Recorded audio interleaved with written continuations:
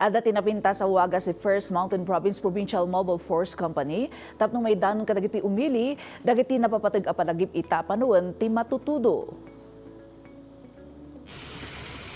Makailan taga-kortan. Wastin in anad adwane ay rumrum tamid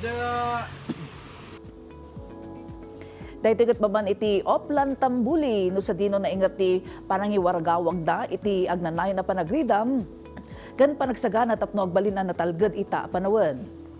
Ti OPLAN TAMBULI matlang ti ususaran ti unit kas community awareness campaign iti Bontoc Mountain Province. Tarigagi daytoy ama itagnayon iti public safety, mapapigsapay iti crime prevention awareness, mapabilik ti police community relations kanda dumapay. Naimpuswan na serbisyo, may parparik na damutlaang baban iti panangipaay iti libreng sakay kas kadagitoy as stranded commuter manipod akadyang betwagan ngagturong iti Tabrak Anabel sa Dangam Mountain Province. Pudno unay ngawan ka pa risirag sa kamarik na iti panangipaay iti serbisyo komunidad.